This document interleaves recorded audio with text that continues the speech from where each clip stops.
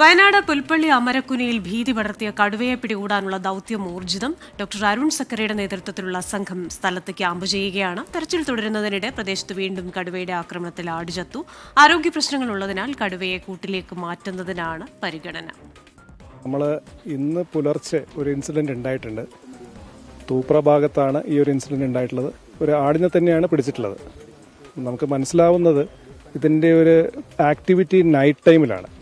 ഒരു 12 മണി അർദ്ധരാത്രിക്ക് ശേഷമാണ് കഴിഞ്ഞ 7-ാം തീയതിയും 9-ാം തീയതിയും പിന്നെ തലേ ദിവസം രാത്രിയും ഇതിൻ്റെ ആക്ടിവിറ്റി ഉണ്ടായിട്ടുള്ളത്.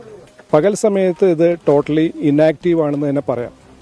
നമ്മുടെ തെർമൽ ഡ്രോൺ ഉപയോഗിച്ചുള്ള പരിശോധനയിലും ഇന്ന് പുലർച്ചെ, അതായത് വെളുപ്പാവുന്നതിന് മുമ്പ് ഇതിൻ്റെ ദൃശ്യങ്ങൾ ലഭിച്ചിരുന്നു.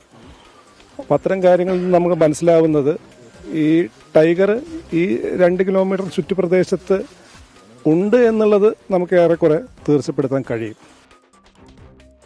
വിവരങ്ങളുമായി സുർജിത്ത് അയ്യപ്പത്താണ് ചേരുന്നത്. സുർജിത്ത്, ഇന്ന് രാവിലെയും കടുവ ഇതുപോലെ ഒരു ആടിനെ ആക്രമിച്ചു കൊന്നു. അപ്പോൾ അതേസമയം തന്നെ ആരോഗ്യനില മോശമാണെന്ന് പറയുന്നു.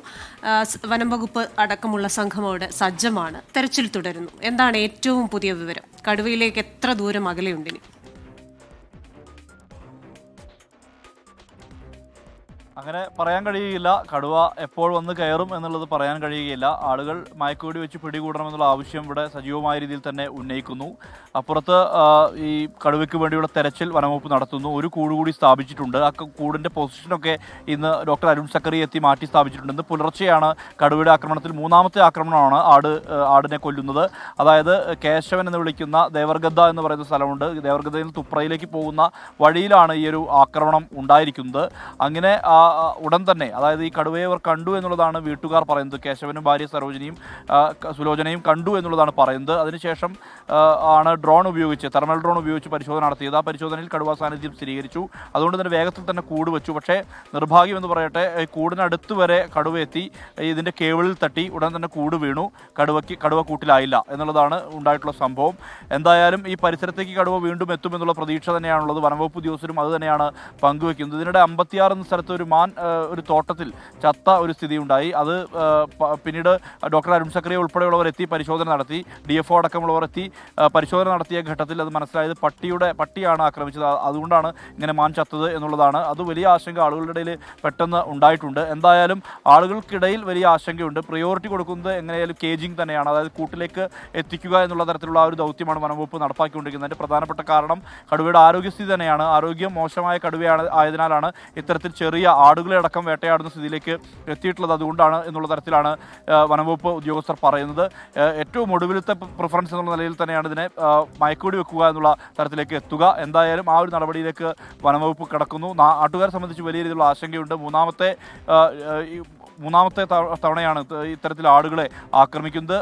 തീർച്ചയായിട്ടും ആ മേഖലയിലുള്ളവർക്ക് അത് വലിയ പ്രതിസന്ധി തന്നെയാണ്. അതോടൊപ്പം തന്നെ ഈ കടുവയെ കണ്ടെത്താനാകാത്തത് വനം വകുപ്പിനെ സംബന്ധിച്ചും വലിയ പ്രതിസന്ധി സൃഷ്ടിക്കുന്നുണ്ട്. കാരണം കുങ്കിയാനകളെ എത്തിച്ചുകൊണ്ട് വളരെ വിപുലമായിട്ടുള്ള ഒരു പരിശോധനയാണ് ഈ കടുവയെ പിടികൂടാനായിട്ട് അവിടെ നടത്തിയിരിക്കുന്നത്. അപ്പോൾ ഇനി മുന്നോട്ട് എങ്ങനെയാണ് എന്നാണ് ഇവർ പറയുന്നത്. ഒപ്പം തന്നെ ഇപ്പോൾ സ്കൂളുകൾക്കൊക്കെ അവധിയാണ്. നാളത്തെ കാര്യം അതെങ്ങനെയാണ് എന്ന് തീരുമാനിച്ചിട്ടുണ്ടോ? പ്രത്യേകിച്ച് രാത്രിയിലാണ് ആക്റ്റീവായി ഈ കടുവ അവിടെ എത്താറുള്ളത്. അപ്പം രാത്രിയിൽ ഈ അന്വേഷണം കേന്ദ്രീകരിക്കാൻ അല്ലെങ്കിൽ തിരച്ചിൽ കേന്ദ്രീകരിക്കാനാണോ തീരുമാനിച്ചിരിക്കുന്നത്? പ്രവിധ, തീർച്ചയായും ആ ഒരു പരിശോധന തുടരും. കാരണം ഇന്നത്തെ ഇത് ദൗത്യം കഴിഞ്ഞിട്ടില്ല. ദൗത്യം രാത്രിയിലും തുടരുന്ന രീതിയിൽ തന്നെയാണ്. കാരണം അത് ഇവിടെ കോമ്പിംഗ് അടക്കം നടത്തുന്നുണ്ട്. വനംവകുപ്പ് ഉദ്യോഗസ്ഥർ ഇവിടെ ക്യാമ്പ് ചെയ്യുന്നുണ്ട്.